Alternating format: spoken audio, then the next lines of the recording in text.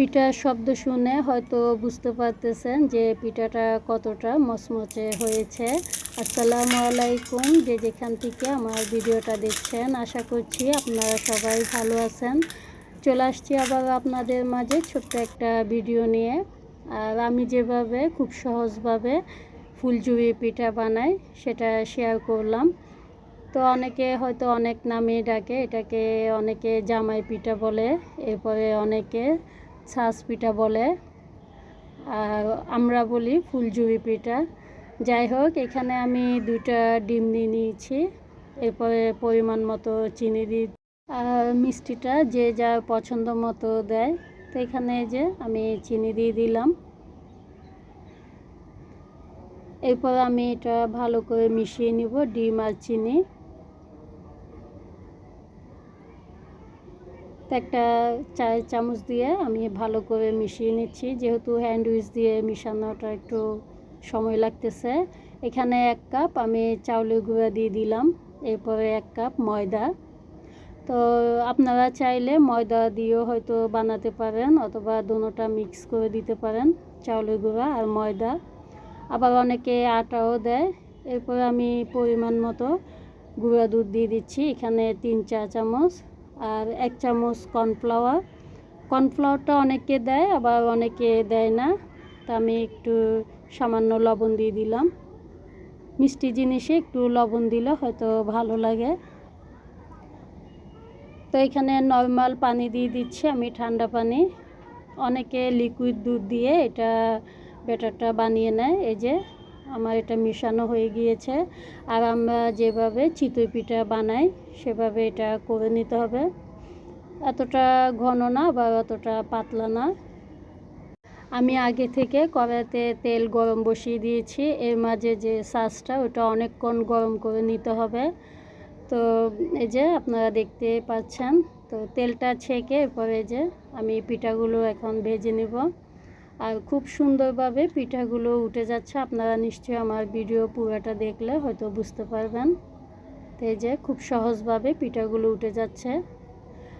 আর অন্য পাশে আরও একটা কড়াইতে তেল গরম বসিয়ে দিয়ে এরপরে সসটা অনেকে দিয়ে রাখে। তো আমার যেহেতু প্রয়োজন হয়নি, সেজন্য আমি একটা কড়াইতে যে সসটা দিয়ে রেখেছি, আর অন্য পাশে আমি পিঠাগুলো ভেজে নিচ্ছি। তো এক এক করে আমি সবগুলো পিঠা ভেজে নেব।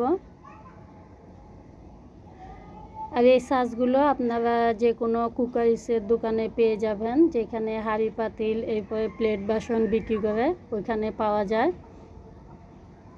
আবার অনেকে মেলা থেকেও কিনে। তো এই যে দেখুন, এই ধরনের সস কিন্তু বিভিন্ন ডিজাইনে হয়ে থাকে।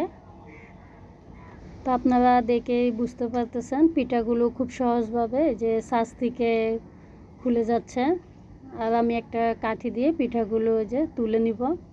তো এটা বেশিক্ষণ রাখলে কিন্তু কালার চলে আসে, সেজন্য বেশিক্ষণ রাখবো না। তো অনেকে অন্য পাশে চুলায় কড়াইতে তেল দিয়ে এরপরে সসটা আলাদাভাবে গরম করতে দেয়। তা আমার সেটা প্রয়োজন হয়নি। যাই হোক, আমি সবগুলো পিঠা বানিয়ে নিব। আর পাশে যে ইয়েগুলো দেখতে পাচ্ছেন, এগুলো আমি চামচ দিয়ে তুলে নিব, না হলে এগুলো পুড়ে যাবে। তো আমি অফ ক্যামেরাতে সবগুলো পিঠা বানিয়ে নিয়েছি, এই যে আপনারা দেখতেই পাচ্ছেন অনেকগুলো পিঠা হয়েছে। একটা প্লেটে সাজিয়ে আপনাদের সঙ্গে শেয়ার করতেছি। আপনারা শব্দ শুনে বুঝতে পারতেছেন যে পিঠাগুলো কতটা মচমচে হয়েছে। আপনারা খুব সহজভাবে বানাতে পারবেন বাসায়। আর এই পিঠাগুলো প্রায় 10 থেকে 20 দিন পর্যন্ত অনেকটা সময় এগুলি মচমচে থাকবে।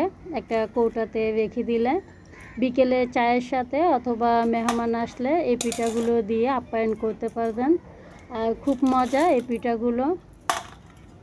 তো আমার সস পিঠাগুলো বানানো কেমন হয়েছে অবশ্যই কমেন্ট করে জানাবেন।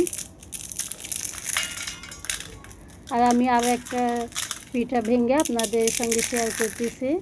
আপনারা নিশ্চয়ই বুঝতে পারতেছেন যে কতটা মচমচে। তো এটা আর ভাঙবো না, যেহেতু এখানে দুটো আছে সেজন্য। যারা শুরুতে একটা লাইক দিয়ে আমার পুরো ভিডিওটা দেখেছেন, আপনাদেরকে অসংখ্য অসংখ্য ধন্যবাদ জানাই। আপনাদের জন্য মন থেকে অনেক অনেক দোয়া রইল।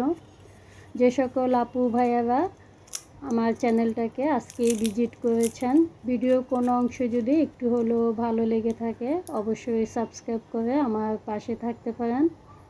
পাশে থাকা বেল অপশনটি চালু করে রাখতে পারেন। আমি যখনই ভিডিও আপলোড দিব আপনার কাছে নোটিফিকেশন পৌঁছে যাবে। আপনার সময় সুযোগ বুঝে আমার ভিডিওটা দেখে নেবেন। চাইলে আমার ভিডিওতে একটা লাইক, একটা শেয়ার করতে পারেন। আপনার একটা লাইক আর শেয়ার আমার জন্য অনেক উপকৃত, আমার ভিডিওটা অন্য কারো কাছে পৌঁছাতে সাহায্য করবে। তো যাই হোক, এখান থেকে বিদায় নিব। দেখা হবে নতুন কোনো ব্লগ ভিডিওতে। সে পর্যন্ত আপনারা সবাই ভালো থাকবেন। আল্লাহ হাফেজ।